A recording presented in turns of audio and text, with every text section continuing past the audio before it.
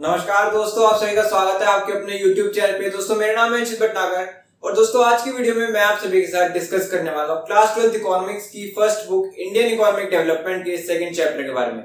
दोस्तों आज की वीडियो में हम डिस्कस कर रहे होंगे second chapter Indian economy 1950 to 1990 के एक इंपॉर्टेंट टॉपिक के बारे में। लेकिन इससे पहले हम अपनी आज की वीडियो को स्टार्ट करें। अगर आपने लास्ट वीडियो नहीं देखी है तो आप जाकर लास्ट वीडियो देख सकते हो। लास्ट वीडियो के अंदर दोस्तों हमने बेसिकली बात करी थी basic goals of 5 year plan के बारे में। ठीक है कि एक इकोनॉमी के अंदर जो बेसिक गोल्स होते हैं उनके बारे में हमने डिस्कशन करा था कि आपकी ग्रोथ होनी चाहिए, मॉडर्नाइजेशन होनी चाहिए, उन सभी पॉइंट्स के बारे में हमने डिस्कशन करा था। अगर आपने वो वीडियो नहीं देखी है तो आप जाके वो वीडियो देख सकते हो, ऊपर आई बटन में आपको उस वीडियो का लिंक मिल जाएगा। ठीक है दोस्तों, आज की वीडियो के बारे में बात करते हैं। तो आज की वीडियो में हम डिस्कस करने वाले हैं एक इंपॉर्टेंट टॉपिक के बारे में जो कि आपका एग्रीकल्चर।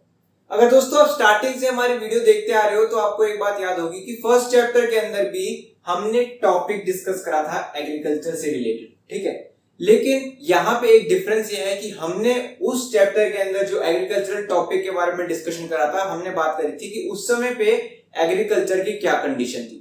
आज की वीडियो में हम बात करने वाले हैं कि जो ब्रिटिशर्स के टाइम का जो एग्रीकल्चरल हमको दिया गया था, जो एग्रीकल्चर की स्टेट हमको दी गई थी, कंडीशन हमको दी गई थी, उसको इंडियन गवर्नमेंट ने कैसे सुधारा था। ठीक है दोस्तों, तो आप देखोगे जब एग्रीकल्चरल कंडीशन हमको मिली थी वो बहुत ही बुरी हालत में थी।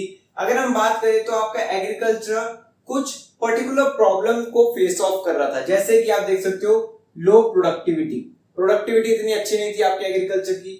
डिस्गाइज्ड अनएम्प्लॉयमेंट का मतलब होता है कि अगर आपके 5 वर्कर्स की जरूरत है एक पर्टिकुलर फील्ड के अंदर तो वहीं पे 10 वर्कर लगा रखे। ठीक है, मतलब कि जितने वर्कर्स की जरूरत है उससे डबल या उससे ट्रिपल वर्कर्स को एंगेज कर रखा है, उसको हम डिस्गाइज्ड अनएम्प्लॉयमेंट कहते हैं। ठीक है, उसके बाद आप देखोगे हाई डिपेंडेंसी ऑन रेनफॉल। जैसे कि हम बार बार डिस्कस कर चुके हैं कि एग्रीकल्चर स्टार्टिंग से ही रेनफॉल के ऊपर डिपेंडेंट था। ठीक है, जिससे प्रोडक्शन इतना ज्यादा नहीं होता था। अगर रेनफॉल नहीं होता था तो प्रोडक्टिविटी फेल हो सकती थी, प्रोडक्शन फेल हो सकता था। वहीं पे सब्सिस्टेंस फार्मिंग, शुरुआत से ही आपके जो फार्मर्स थे, जो वहां की कंडीशन थी वो अपने लिए थी, सिर्फ और सिर्फ अपने सब्सिस्टेंस के लिए, मार्केट के लिए, ट्रेडिंग के लिए कोई नहीं सोचता था। ठीक है, तो वो भी एक प्रॉब्लम थी एग्रीकल्चर के लिए। फिर उसके बाद आप देखोगे आउटडेटेड टेक्नोलॉजी। जैसे हम बात कर चुके हैं कि ब्रिटिशर्स ने इतनी अच्छी टेक्नोलॉजी इंडिया में नहीं लगाई। ठीक है, वो इतनी अच्छी टेक्नोलॉजी नहीं लाए जिसकी मदद से हम अपने एग्रीकल्चर को आप कह लीजिए अपग्रेड कर सकते थे या मॉडर्नाइज कर सकते थे, इसलिए आपकी टेक्नोलॉजी भी आउटडेटेड थी। ठीक है, साथ ही साथ में लास्ट इंपॉर्टेंट पॉइंट था आपका कॉन्फ्लिक्ट्स बिटवीन जमींदार और टेनेंट। ठीक है, जो आपके सिस्टम उन्होंने मौजूद करके गए थे वो, ठीक है, जो इंटरमीडिएट सिस्टम वो लागू करके गए थे जमींदार और टेनेंट का, उनके बीच में अब कॉन्फ्लिक्ट्स अराइज होने लगे थे, जो कि एक मेजर रीजन था कि एग्रीकल्चर धीरे धीरे बैकवर्ड जा रहा था। ठीक है, एग्रीकल्चर की कंडीशन बिल्कुल अच्छी नहीं थी। साथ ही साथ में इंडियन कंट्री को यूएसए के ऊपर डिपेंडेंट होना पड़ रहा था फूड इंपोर्ट्स के लिए। ठीक है, और साथ ही साथ आप देखोगे कि जो कंप्लीट एग्रीकल्चर था उसके अंदर जो वर्कफोर्स थी, ठीक है, आपने बात करी थी कि overall 75% of workforce agriculture sector के अंदर इन्वेस्टेड थी। और जब इतनी ज्यादा वर्कफोर्स एक पर्टिकुलर सेक्टर के अंदर इन्वेस्टेड हो और तब भी वो एग्रीकल्चर या कोई भी पर्टिकुलर सेक्टर डेवलप नहीं हो रहा है तो वो एक मेजर कंसर्न होता है। ठीक है दोस्तों, तो ये जो कंडीशंस थी, ये जो प्रॉब्लम्स थी, ये हमको ब्रिटिशर्स के द्वारा ही दी गई थी, ये ब्रिटिशर्स के टाइम से ही मौजूद थी। लेकिन अब हम बात करने वाले हैं कि आपकी गवर्नमेंट ने कौन सी पॉलिसीज को अडॉप्ट करा था for the growth of agriculture. ठीक है, एग्रीकल्चर की ग्रोथ के लिए, एग्रीकल्चर की डेवलपमेंट के लिए आपके गवर्नमेंट ने कौन सी पर्टिकुलर पॉलिसीज को अडॉप्ट करा था, क्योंकि एग्रीकल्चरल एक मेजर सेक्टर रहा है स्टार्टिंग से ही इंडियन इकोनॉमी का। ठीक है दोस्तों, तो आइए डिस्कस करते हैं कुछ ऐसे पर्टिकुलर पॉलिसीज के बारे में जो कि इंडियन गवर्नमेंट ने स्टार्ट करी थी। चलिए दोस्तों डिस्कस करते हैं फर्स्ट पॉलिसी के बारे में जो कि आपके गवर्नमेंट ने लॉन्च करी थी, वो थी आपकी लैंड रिफॉर्म्स। ठीक है, पहले बात कर लेते हैं लैंड रिफॉर्म्स का मीनिंग क्या होता है। लैंड रिफॉर्म्स का मीनिंग होता है आपका change in ownership of land holdings. जो लैंड होल्डिंग्स है उनकी जो ओनरशिप दी जाती है, जो पर्टिकुलर ओनरशिप होती है, उनको चेंज करना। ठीक है, जो इंडिया में लैंड होल्डिंग ओनरशिप चल रही थी वो हमने यहाँ पे डिस्कस कर लिया है, जमींदार और टेनेंट की रिलेशनशिप चल रही थी। ठीक है, तो अब इस रिलेशनशिप को चेंज करना था, अब हमको लैंड रिफॉर्म्स इंट्रोड्यूस करने थे, चेंजेस लाने थे। ठीक है, लैंड होल्डिंग्स की ओनरशिप के अंदर चेंजेस लाने थे। इसके लिए गवर्नमेंट ने क्या करा, इसके लिए गवर्नमेंट ने फर्स्ट पॉलिसी जो निकाली वो थी आपकी एबॉलिशन ऑफ इंटरमीडिएरीज। जो बीच के इंटरमीडियरीज थे, जो बीच के लोग थे, जो अपना बेनिफिट सोचते थे, अपना बेनिफिट निकालते थे, गवर्नमेंट ने उनको अबॉलिश कर दिया। जैसे कि आपको पता है कि ब्रिटिशर्स के टाइम से ही एडमिनिस्ट्रेशन क्या रहा है, Britishers, zamindars and tenants. Britishers को कोई भी जरूरत नहीं पड़ती थी, ब्रिटिशर्स नहीं चाहते थे कि हम कोई भी काम करें, तो उन्होंने जमींदार को एज अ इंटरमीडियरी निकाला कि सारा काम आप करो, ठीक है। और फिर आए आपके टेनेंट, तो यहां से बेनिफिट जाता था इनके पास और इनसे जाता था इनके पास। मतलब कि जमींदार बीच में कोई भी काम नहीं करते थे और वो काम खाई के पैसे लेते थे, ठीक है। गवर्नमेंट ने क्या करा, गवर्नमेंट ने सोचा अगर हम बीच में से जमींदार को हटा देते हैं तो यहाँ पे क्या होगा, यहाँ पे इनको भी थोड़ा बहुत प्रॉफिट मिलेगा। जो जमींदार के पास आता था, जमींदार के पास अगर फॉर एग्जांपल 50% आता था तो 25% आपके कह लीजिए जमीन आप टेनेंट्स के पास चला जाएगा और बचा हुआ 25% गवर्नमेंट के पास चला जाएगा। मतलब प्रॉफिट को जो जमींदार ले रहा था उस प्रॉफिट को डिवाइड कर लिया जाएगा, ठीक है। इसीलिए गवर्नमेंट ने सोचा कि ये जो आपकी इंटरमीडियरीज हैं, ये जो आपके कह लीजिए जमींदार हैं, उनको अबॉलिश कर दिया जाए, ठीक है। आपके टेनेंट्स वो भी खुश होंगे, उनको भी प्रॉफिट मिलेगा और यहाँ पे गवर्नमेंट को भी प्रॉफिट मिलेगा, ठीक है। तो पहली चीज तो उन्होंने इंटरमीडियरीज को अबॉलिश कर दिया, लेकिन ये चीज लागू करना, इंटरमीडियरीज को लागू करना कि इंटरमीडियरीज को बीच में से हटा दो, ये बहुत ही ज्यादा आप कह लीजिए बड़ा चैलेंज था गवर्नमेंट के लिए, क्योंकि जो इंटरमीडियरीज थे वो बहुत ही ज्यादा पावरफुल थे, उनमें से बहुत ही ज्यादा रिच पर्सन थे और उनको हटाना बहुत ही ज्यादा मुश्किल हो गया था, ठीक है। तो कुछ चीजें आई जहां पे कुछ पर्टिकुलर एरियाज के अंदर जमींदार नहीं हट पाए, ठीक है। कुछ पर्टिकुलर स्टेट्स के अंदर जमींदार हट नहीं पाए, कुछ पर्टिकुलर स्टेट्स के अंदर जमींदार ने टेनेंट्स को हटाकर अपने आप को एक फार्मर के तौर पर दिखाया। मतलब कि उन्होंने उस ओनर ऑफ द सॉइल को हटा दिया कि जो पहले से काम करता आ रहा था उन्होंने उसको हटा दिया और अपने आप को उसकी पोजीशन में लगा दिया ताकि हमको प्रॉफिट आता रहे, ठीक है। और कुछ जगहों पे ये पॉलिसी लागू हुई थी, ठीक है। अब आप देखोगे लैंड रिफॉर्म्स की first policy abolition of intermediary से थोड़ा बहुत प्रॉफिट आया गवर्नमेंट को, लेकिन वो कंप्लीट प्रॉफिट नहीं आया, ठीक है।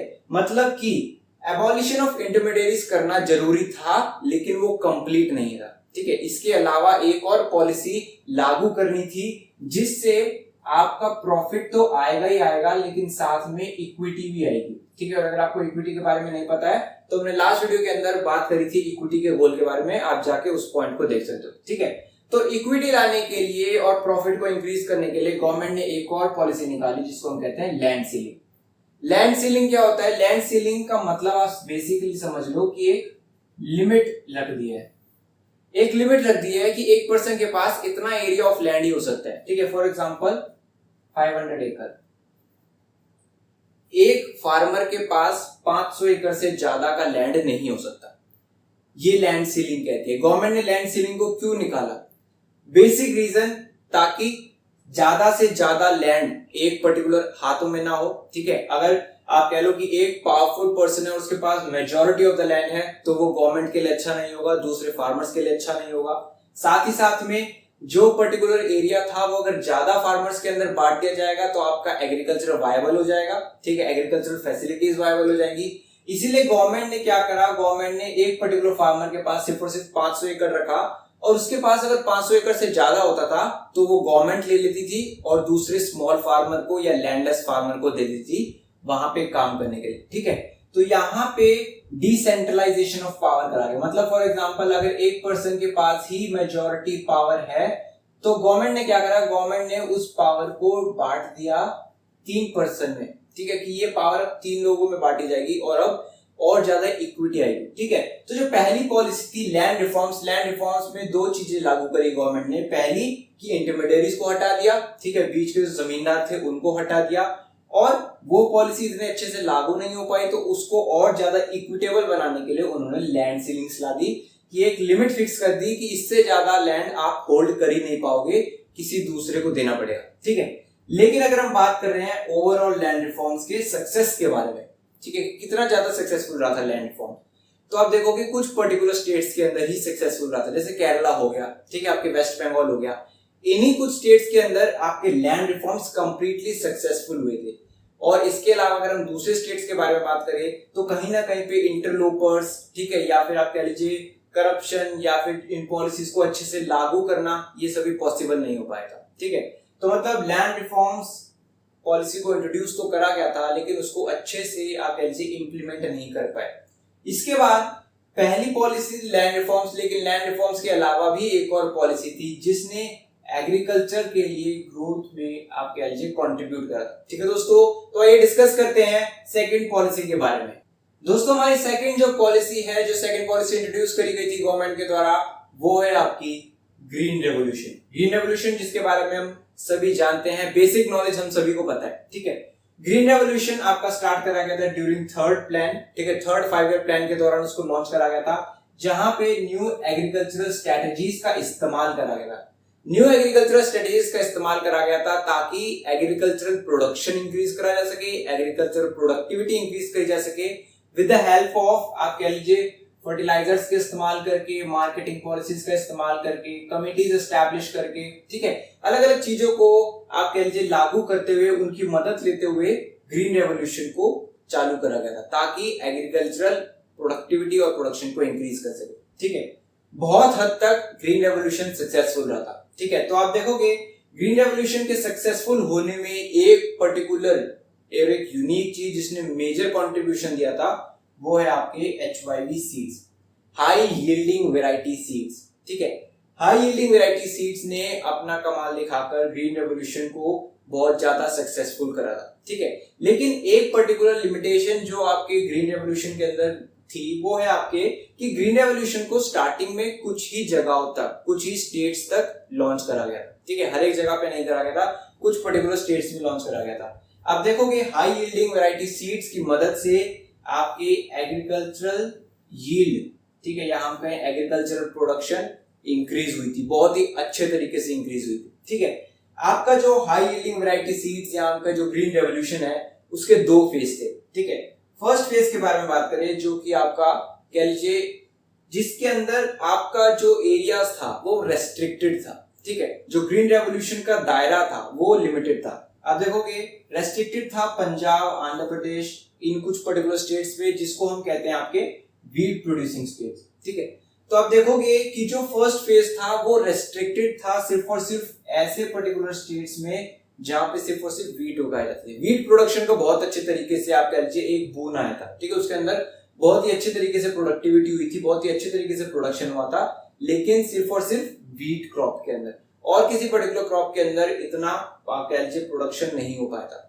फिर दूसरे फेज के अंदर आपके जो हाई यील्डिंग वैरायटी सीड्स है उनका इस्तेमाल करते हुए उनको लार्जर एरियाज में इंट्रोड्यूस कराया था, और उसका रिजल्ट निकला था कि दूसरे क्रॉप में भी प्रोडक्शन आया था। ठीक है, तो मतलब फर्स्ट फेज हम ये कह सकते हैं कि एक तौर पे एक एक्सपेरिमेंट था। ठीक है, और दूसरे फेज में जब देखा कि फर्स्ट फेज कामयाब हुआ है, प्रोडक्शन बहुत अच्छे हुआ, तो सेकंड फेज में उसको और ज्यादा एरियाज तक और ज्यादा स्टेट्स तक इन्वेस्ट करा था। ठीक है दोस्तों, तो जो पर्टिकुलर पॉलिसीज इंट्रोड्यूस करी गई थी गवर्नमेंट के द्वारा, पहली थी लैंड रिफॉर्म्स। ठीक है, ओनरशिप को चेंज करा गया था, लैंड होल्डिंग ओनरशिप को, और दूसरी थी ग्रीन रेवोल्यूशन की लैंड होल्डिंग्स को वायबल करके, एग्रीकल्चर प्रोडक्शन को वायबल करके अब प्रोडक्टिविटी को बढ़ाना है, प्रोडक्शन को बढ़ाना है, और उसके लिए ग्रीन रेवोल्यूशन का इस्तेमाल करा गया। ठीक है दोस्तों, लेकिन अभी एक और पॉइंट है जिसके बारे में हम डिस्कस करने वाले हैं, जो कि आपका कि ग्रीन रेवोल्यूशन का इंपैक्ट क्या था। ठीक है दोस्तों, तो आइए डिस्कस करते हैं कि ग्रीन रेवोल्यूशन का पर्टिकुलर स्टेट्स के ऊपर क्या इंपैक्ट हुआ। चलिए दोस्तों डिस्कस करते हैं हमारी वीडियो के नेक्स्ट इंपॉर्टेंट टॉपिक के बारे में, जो कि आपका इफेक्ट्स ऑफ ग्रीन रेवोल्यूशन।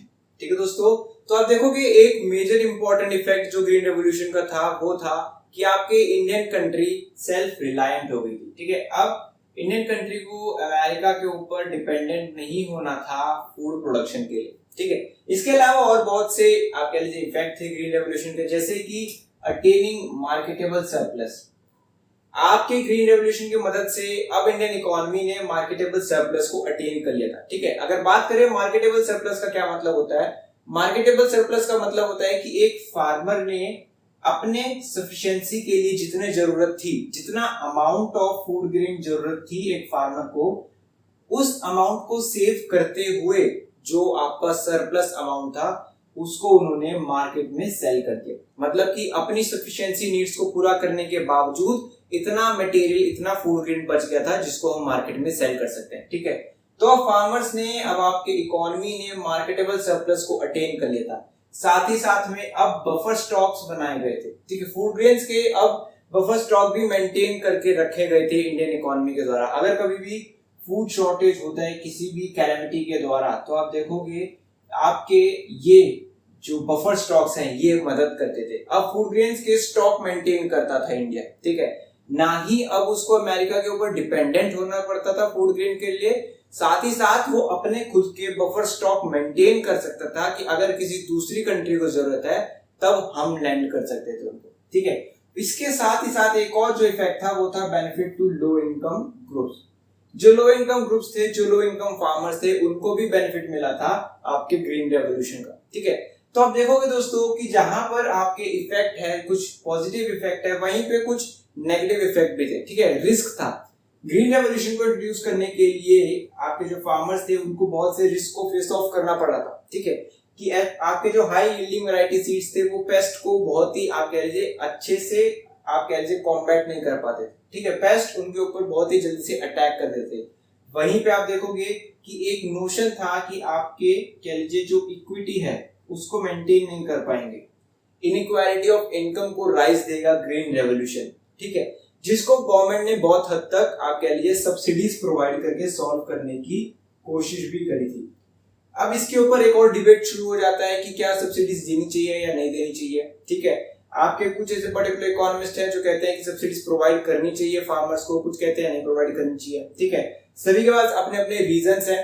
लेकिन आप देखो अगर हम एक क्रिटिकल अप्रेजल करें, ठीक है, अगर हम एक क्रिटिकल अप्रेजल करते हैं कि क्या आपके जो कह लीजिए ग्रोथ पॉलिसीज अडॉप्ट करी गई थी, जो डेवलपमेंट पॉलिसीज अडॉप्ट करी गई थी एग्रीकल्चर के लिए और 1950 टू 1990, ठीक है, अगर हम उसके बारे में सिर्फ और सिर्फ एक क्रिटिकल अप्रेजल लेते हैं तो आप देखोगे हर जगह पे आपको पॉजिटिव इंपैक्ट दिखाई देगा। जैसे कि हम सेल्फ रिलायंट हो गए थे, मार्केटेबल सरप्लस हो गया था, ठीक है, बेनिफिट्स हुए थे सभी ग्रुप्स को, साथ ही साथ में हम बफर स्टॉक मेंटेन कर रहे थे, ग्रीन रेवोल्यूशन का भी एक अच्छा इंपैक्ट आया था, ओवरऑल इकोनॉमी अच्छी खासी आप कह लीजिए एग्रीकल्चर सेक्टर में सस्टेनेबल हो गई थी, ठीक है।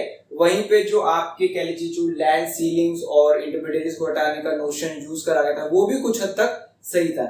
लेकिन एक ही आप देख सकते हो नेगेटिव पॉइंट जो आपको दिखाई देगा वो ये था कि हमने बात करी थी कि आपके 75% जो वर्कफोर्स थी वो एग्रीकल्चर सेक्टर के अंदर थी, लेकिन अब न्यू टेक्नोलॉजीज की मदद से अब इतना ज्यादा वर्कफोर्स एंगेज नहीं था, ठीक है, एग्रीकल्चरल सेक्टर में कम पॉपुलेशन के साथ भी, कम वर्कफोर्स के साथ भी उतना ही प्रोडक्शन करा जा सकता था। तो अब रिजल्ट ये निकला कि यहां से जो पॉपुलेशन निकली, यहां से जो वर्कफोर्स निकला, ठीक है, यहां से जो वर्कफोर्स निकला अब उसको कहां लगाया जाए, क्योंकि इंडस्ट्रियल सेक्टर और सर्विस सेक्टर नहीं चाहते थे और ना ही उनके पास इतना आप कह लीजिए डेवलपमेंट था, ना ही उनके पास इतने सेक्टर्स थे कि वो इस वर्कफोर्स को कहीं एंगेज कर सके, ठीक है। तो एक ये ही नेगेटिव इम्पैक्ट था आपके एग्रीकल्चरल सेक्टर डेवलपमेंट का 1950 टू 1990 का, कि ये जो वर्कफोर्स थी इसको अब आप कह लीजिए सफर करना पड़ता था, इसको समझ नहीं आया था कि ये कौन से पर्टिकुलर सेक्टर में रहे, ठीक है दोस्तों। तो आज की वीडियो में हमने बेसिकली बात करा है एग्रीकल्चरल सेक्टर के बारे में कि एग्रीकल्चरल सेक्टर को 1950 टू 1990 के बीच में कौन कौन सी पॉलिसीज को अडॉप्ट करते हुए डेवलप करा था। अगर वीडियो अच्छी लगी है तो वीडियो को लाइक करो और अपने सभी दोस्तों के साथ शेयर करो, और अगर वीडियो से कोई पर्टिकुलर डाउट है तो आप कमेंट सेक्शन के अंदर अपने डाउट मेंशन कर सकते हो। साथ ही साथ दोस्तों अगर चैनल पे नए हो तो चैनल को सब्सक्राइब करना मत भूलना, ठीक है दोस्तों। इस वीडियो को भी रैप अप करते हैं, बहुत ही जल्द आएंगे एक नई वीडियो के साथ।